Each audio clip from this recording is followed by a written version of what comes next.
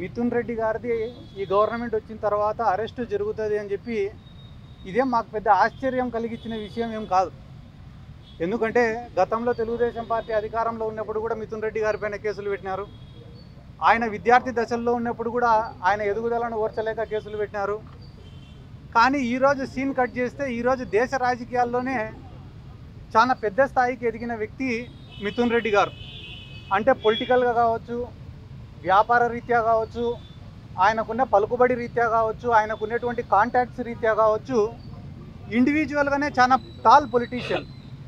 కాబట్టి చిత్తూరు జిల్లాకు సంబంధించినటువంటి వ్యక్తి, అటువంటి వ్యక్తి అంత ఎదిగిపోతే, అంత పైన స్థాయిలో పెద్ద స్థాయిలో ఉంటే రేపు ఫ్యూచర్లో తెలుగుదేశం పార్టీకి కావచ్చు, కూటమి కావచ్చు, లేకుంటే నారా లోకేష్ భవిష్యత్తుకు కావచ్చు ఒక ఇబ్బందికరమైన వాతావరణం ఉంటుందనే ఉద్దేశంతో ఆయనను ఈరోజు ఒక అక్రమ కేసు, ఎటువంటి ఎవిడెన్సులు, ప్రూఫ్లు, రుజువులు లేనటువంటి కేసులో ఆయనను అరెస్ట్ చేయడం అనేది నిజంగానే చాలా దారుణం.